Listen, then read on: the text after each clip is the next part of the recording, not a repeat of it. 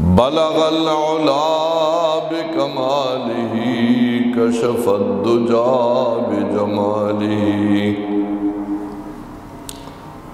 बलगल उला बिकमालिही कशफद दुजा बिजमालिही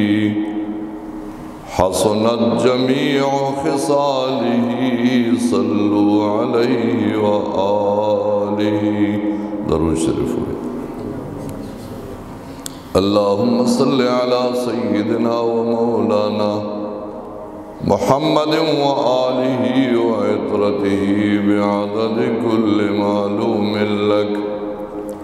अल्लाहुम्मा सल्लि अला सय्यिदिना मुहम्मदिन व अला आलि सय्यिदिना मुहम्मद सलातन दाइमतन मक़बूलतन तुअद्दी बिहा अन्ना हक़्क़हुल अज़ीम।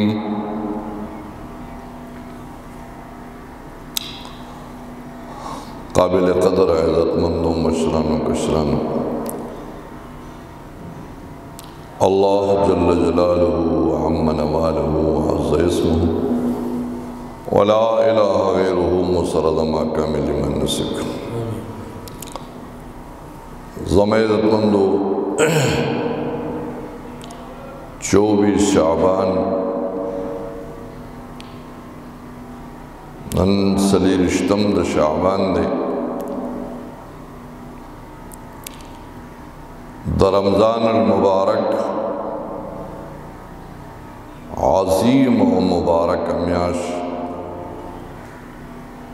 आन करीब रवान दा पदे वजह बांधे द उलमा जिम्मेदारी जोड़ीगी कि मुसलमानानों ता द रोजे द म्याश्त अहमियत द रोजे अहकामात और मुसलमानान ज़हनी तौर बांधे दरोजे द नेक आमाल द पारा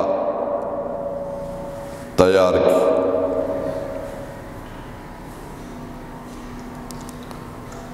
ज़म-ए-इज़्ज़तमंदों दरोजे म्याश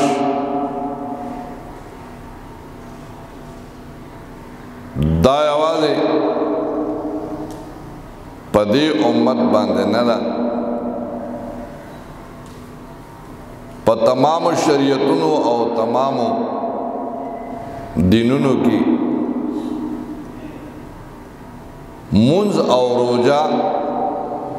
दा हर शरीयत की हो। दरोजी मकसद और गाया रोजा मंगवली निसु नो अल्लाह जल्ल शानुहु तागे मकसद बयान करे। मकसद दारे अल्लाह फरमाई लअल्लकुम तत्तकून,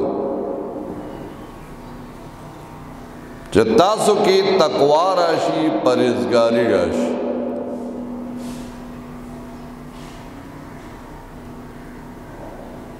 न दरोजी मकसद द तकवा हासिल दिल्ली चपदे म्याश के इंसान दन्नु में गुनाहुन न जानु साथी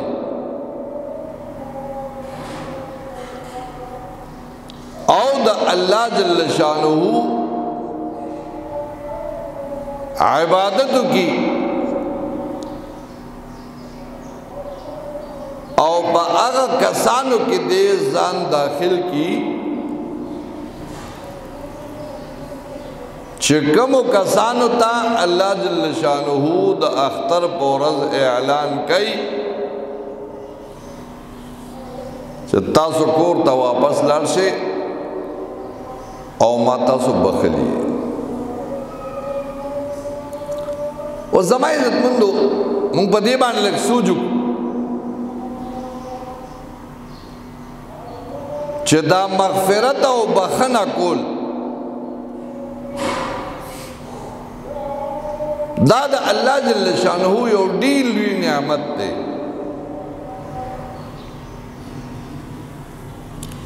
چې الله د یو انسان بخنه وکړي او دې الله دارالسلام جنت ته داخل کی.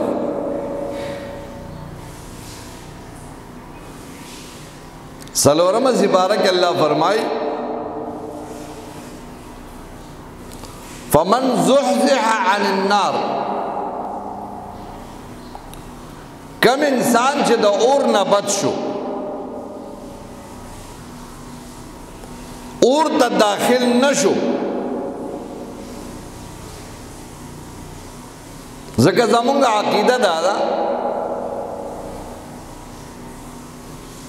د شریعت اصول او طریقه دا ده، قرآن حدیث کې دا خبره ذکر ده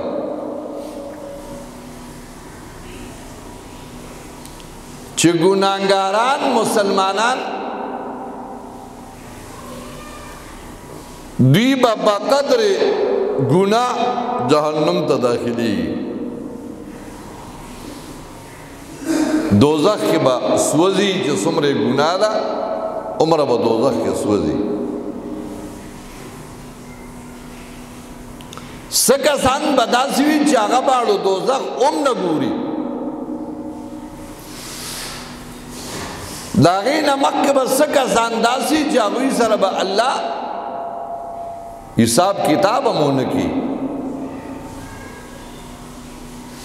بغیر حساب به الله داخل کړي. او څه کسانو سره به حساب وشي خو نرمۍ سره، الله به د هغه په ګناهونو باندې پردې واچوي او وایي زه بس معاف مې کړی. خو څه کسان به داسې چې د هغوی باره کې به فیصله وشي دوزخ کې واچوي،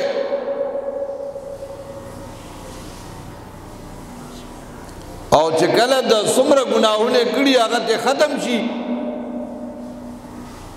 بیا به الله راوباسي او یو نهر دی، نهر الحیات، دغه نهر کې به الله واچي او د دوزخ هغه سوځېدل او توروالی او ابد په دغه نهر کې ختم شي، تک سپین پړک به وي او بیا به الله جنت ته داخل کړي. څه کسانو سره به حساب وشي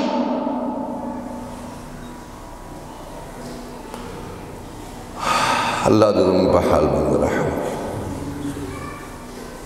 صحابو کې او صحابي دي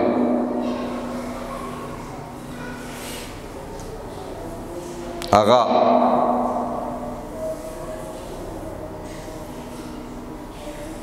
مالدار ہے، عبدالرحمن نام ہے، عبدالرحمن ابن عوف رضی اللہ عنہ مالدار ہے. او د صحابو مال دولت هغه خو به د الله په دین باندې لګېدو، جهاد کې به لګېدو،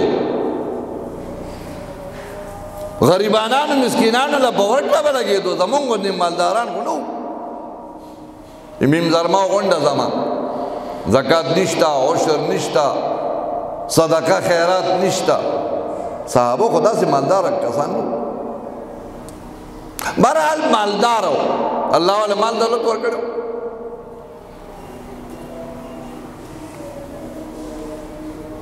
یو ځل جمعات ته راغی رسول الله صلی الله علیه وسلم ورته وفرمیل عبدالرحمن وی جی قربان وی بیگانې خوب کې لیدلی وي، بیگانې خوب کې لیدلی وي، وی د الله پیغمبر سیم نه دی لیدلی وما. دې خبرې ته لږ سوچ وکړو. وی زه د جنت نه بهر په حوض کوثر باندې ولاړ یم په حوض کوثر چې کوم جامونه او ګلاسونه دي نو نبی علیہ السلام فرمایي د اسمان د ستورو په مقدار باندې جامونه او ګلاسونه به پراته وي نو زما امتیان راځي او زه ول د خپل حوض نه جام را ډکوم ګلاس را ډکوم او ورکوم او چې دا اوس کلی شي نو به جنت ته داخل شي لین او قطار کې را صحابه را روان دي امتیان مې را روان دي عبدالرحمن ته لیټ رالی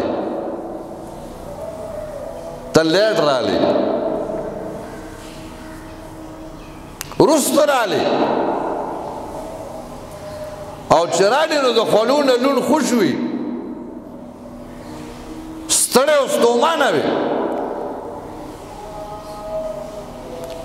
نو ما دنه تپوسو عبدالرحمن ابن عوف رضی ورته وی ما دنه تپوسو کو د الله پیغمبر ورته وی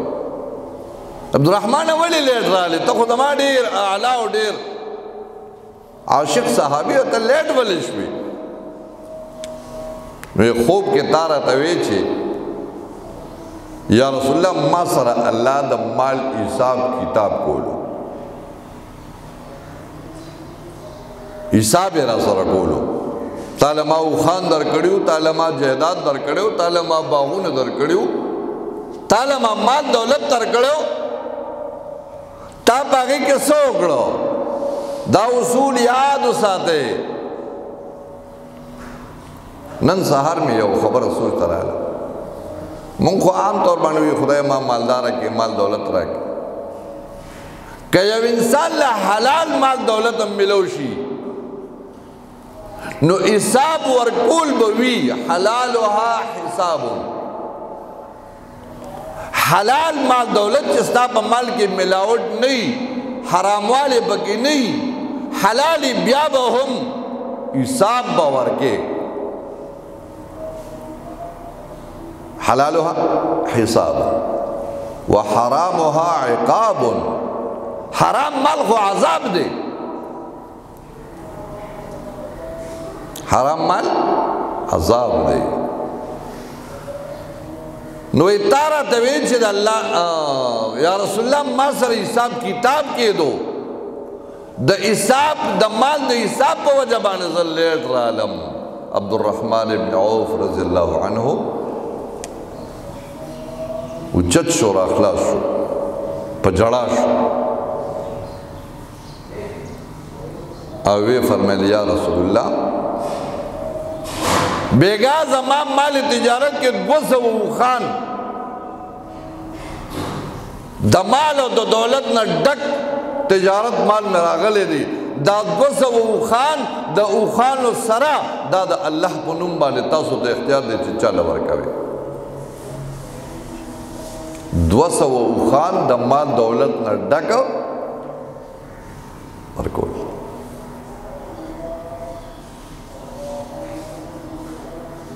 نو زمان عزت مندو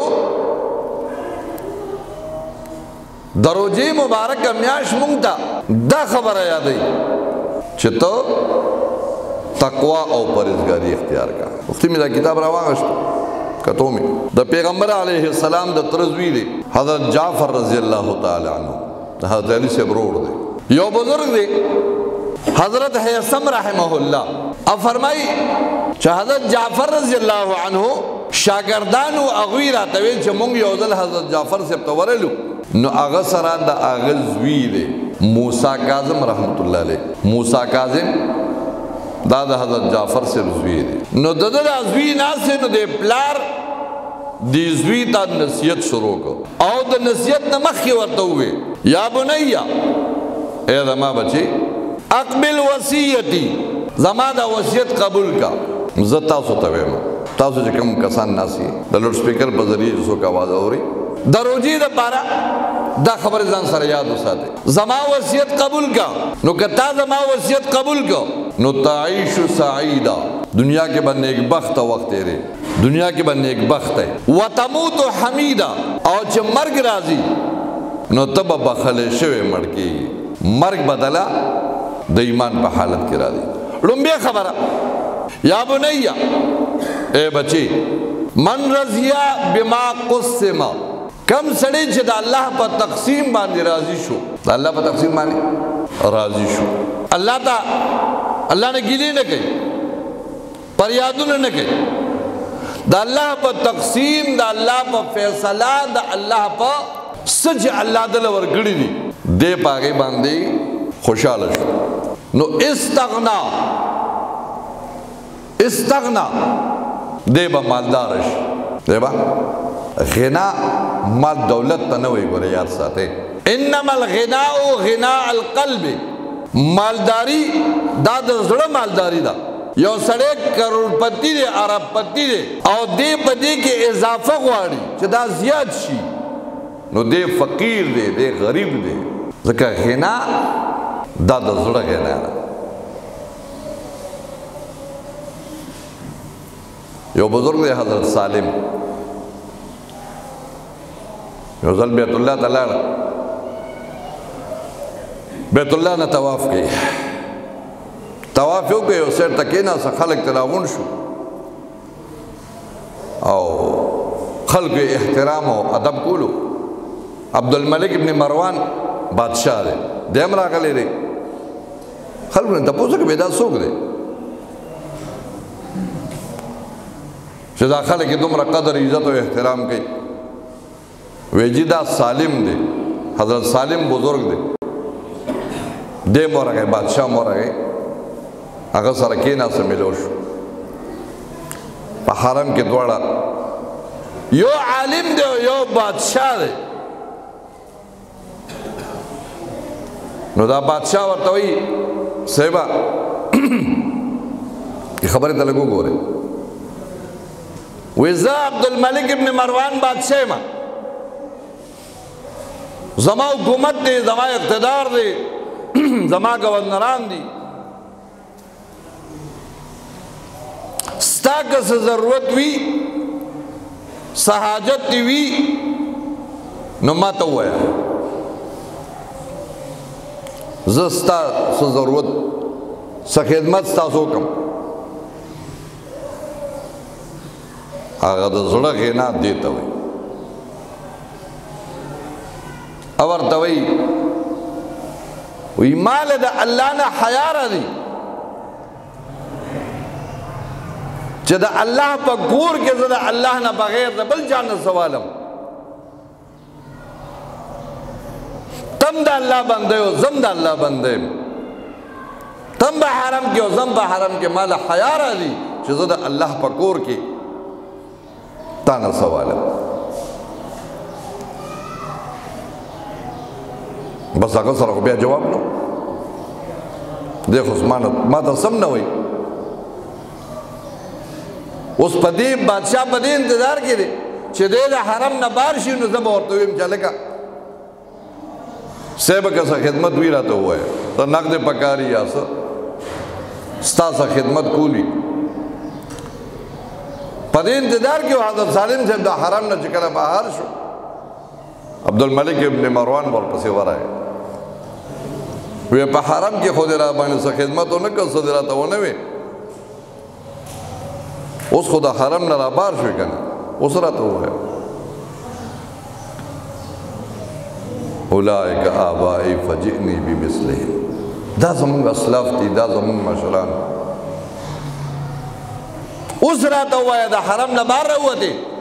اوس راته ووایه ستاسو ضرورت دي څه عہده دې پکاري څه نوکري درکړم څه خدمت وکړم څه راته ووایه څه سوال لا نه وکړم نو حضرت سالم رحمه الله ورته وایي د دنیا باره کې دنه سوال وکړم که د آخرت باره کې سوال وکړم سوال د دنیا باره کې وکړم د آخرت باره کې وکړم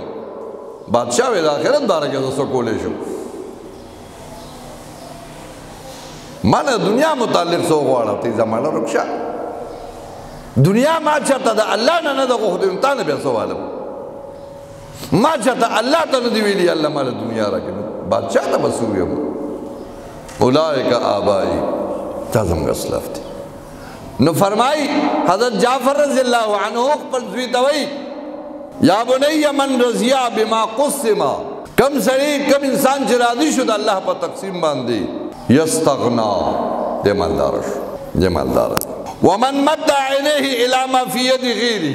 او کم سړی چې د خلکو مال دولت ته ګوري ومن مد عینیه چا چې سترګې واړولې سترګې اوچتې کړې الی ما فی ید غیره هغه څه ته چې د بل چا په لاس کې دی د بل چا موټر ته د بل چا بنگلې ته د بل چا صدارت او وزارت او تجارت او دی ته چې څوک ګوري نو ماته فقیرن دی به مړ کېږي د فقیرۍ په حالت کې د ده غریبي به نه ختمېږي دی به فقیر مړ کېږي ومن لم یرض بما قسمه کم انسان چې نه راضي کېږي د الله په تقسیم باندې الله تعالی څه مقرر کړي دی په هغې باندې ګیلمن وي وګوره د فلانکي دا دي د فلانکي دا دي زما نشته نو څه چل به کېږي نو اتهم الله فی قضائه الله به په خپله فیصله کې ډېر ذلیل کوي الله په تقسیم او د الله په ورکړه باندې ډېر راضي نه دی نو اتهم الله فی قضائه الله به دې سپکوي ذلیل کوي دا یو خبره شو دویمه خبره ومن استغفر ذلت نفسه چا چې خپله ګناه وړه وګڼله خپله ګناه وړه ګڼي نافرمانۍ به کوي ګناهونه به کوي او خپله ګناه سپکه ګڼي استعظم ذلت غیره د بل ګناه به دته غټه ښکاري د بل ګناه د بل غلطي به دته غټه ښکاري خپله به ورته وړه ښکاري خپل ځان ما ته فرشته ښکاري بل راته چې کوم دی نو ګناهګار او مجرم ښکاري نو حضرت جعفر رضی الله عنه فرمایي من استغفر ذلت نفسه چا چې خپل ګناه خپل نافرمانی سپکه وګڼله د بل ګناه به دته غټه ښکاري ومن استغفر ذلت غیره او چا چې د بل ګناه وړه وګڼله استعظم ذلت نفسه د خپل ځان ذلت به دی به خپل ځان ذلیل کی او درېیمه خبره ټیم برابر دی درېیمه قیمتي خبره ذهن کې واچوي یا بنی من کشف حجاب غیره ای بچی چې څوک د بل پرده لي د بل حیا او د بل ناموس ته سپک ګوري یا بنی ای بچی من کشف حجاب غیره چا چې د بل پرده اوچته کړه د بل حیا یې واغشته انکشفت عوراته عورات بیته د ده د کور پرده به اوچتېږي د ده د حیا او د ده په عزت باندې به حمله کړي د بل د بې عزتۍ د بل د بې حیا کولو سوچ مه کوه چې ته د بل د بې حیا کولو سوچ کې خدا نه خواسته دا هم درته د کتاب په حواله خبره کوم زنا مه کوه ځکه دا زنا یو قرض دی دا یو قرض دی او دا قرض به ستا د کور نه پوره کېږي دا به ستا د ښځې نه ستا د لور نه ستا د خور نه به دا قرض پوره کېږي دا یو قرض پتا پاتې دی نو زما عزتمندو خبره مې دې پورې کوله چې روژې مبارکه مې روان د نن نه د نومې ګناهونو نه که تا مونځ نه کولو دا به عزم وکړي چې انشاءالله ما نه به یو مونځ هم نه قضا کېږي تا دروغ وایې د نن نه به عزم وکړي چې د نن نه پس به زه چرته په روژه کې دروغ ونه یم جو کچھ ہوتا ہے چې څه کېږي ودې شي خو زه به دروغ نه وایم ما به ګیره خریله ګیره به مې لنډوله د نن نه پس به زه دا ګناه نه کوم ما به حرام کول دوکه به مې کوله نن نه پس به زه چې کوم دی د روژې د خاطر به دوکه نه کوم زه به د چا زړه نه ازاروم نو بیا چې کله ته عزم او اراده وکړې روژه دی د روژې په غایو په غرض د عملو کې د روژې غایه غرض مقصد څه شی دی قرآن په خپله وی لعلکم تتقون چې تاکې تقوا راشي پرهیزګاري راشي الله سره جوړه راشي دې وجه نه زما عزتمندو د روژې میاشت روانه ده عزم وکړو اراده وکړو الله ته توبه وباسو د روژې نه مخکې الله ته توبه وباسو اللہ حکم کہ یا ایہا الذین آمنو توبو الاللہ ایمان والو اللہ تا توبو باسے روزه کې به تهجد نه پرېږدم، روزه کې به تکبیر الله جمع برانه نه ځي انشاءالله. کوشش وکړم چې تکبیر الله سره به لمونځ کوم، تهجد به نه پرېږدم، قرآن تلاوت به نه پرېږدم، مقابله به کوم د تلاوت د ذکر د اذکارو مقابله به کوم. الله جل شانه دې ما تاسو له توفیق راکړي. روزه مبارکه میاشت روانه ده، نن 24 دی انشاءالله العزیز. چې زموږ علماء کرام د روزې اعلان وکړي انشاءالله د الله حکم به پوره کوو. روزه به نیسو انشاءالله، روزه به نه خورو انشاءالله، روزه به په یو طریقه باندې نه خورو، بانې به نه جوړو، روزې له به بانې نه جوړو. زما شکر دی، زما بلډ پریشر دی، زما پلانکې بیماری ده، بانې به نه جوړو. حدیث پاک کې نبی علیہ السلام فرمایي من افطر یوما بغیر عذر، چا یو ورځ بغیر د عذر نه روزه وخوړه، بغیر د عذر شرعي نه یو ورځ چا روزه وخوړه، کده باقی څومره ژوندی دی دا ټول عمر روزي ونیوي، د دغه روزي برکات فضائل دا نه رالنډ کېږي. الله ادامه توفیق راکړي. واخر دعوانا الحمد لله رب العالمين. يا رب لك الحمد كما ينبغي لجلال وجهك وعظيم سلطانك. اللهم احسن عاقبتنا في الامور كلها واجرنا من خزي الدنيا وعذاب الاخره. اللهم لك الحمد كما ينبغي لجلال وجهك وعظيم سلطانك. اللهم وفقنا لما تحب وترضى من القول والفعل والعمل والنية والعقيدة. يا حي يا قيوم. تیرا هفته کې زموږ د لال زمان دي مرزمان دي والده بیبي وفات شوه، ټولو ملګرو له دوه الله مغفرت نصیب کړي. زما ستاسو د حاضرینو چې څومره مشران والدین استادان قبرونه کې پراته دي الله دې ټولو مغفرت نصیب کړي. د روزې دا مبارکه میاشت الله په خیر په عافیت په اطمینان باندې مسلمانانو باندې راوستي کړي. الله ټولو مسلمانانو له پروژه کې د تقوا د حاصلولو د نیکۍ د حاصلولو توفیق ورکړي. د نمو ګناهونو نه، د دروغو نه، د چغلې نه، د غیبت نه، د حرامو نه الله زموږ د ټولو حفاظت وکړي. الله جل شانه د خپل ملک د پاره دعا وغواړئ. ډېر عجیبه فسادات او عجیبه ګناهونه او عجیبه چې کوم دی د الله نافرمانۍ شروع دي. الله دې ملک ته پاکستان ته د نظر او د کرم پر نظر باندې الله وګوري. الله دې ټولو مسلمانانو حفاظت وکړي. الله دې ټولو مسلمانانو د امن، د سکون، د خوشحاله زندگی نصیب کړي. الله دیندار حاکمان، الله نه یریدونکي حاکمان نصیب کړي. یا الہ العالمین مونږ تقوادار کړي. حدیث پاک کې نبی علیہ السلام فرمایي کما تکونون کذالک یؤمر علیکم. څنګه تاسو یې دا در باندې مشران نه دي، الله مونږ نیکان کې مشران به په خپل نیکان کې. الله دې عامه توفیق راکړي. صلی الله تعالی علی خیر خلقه.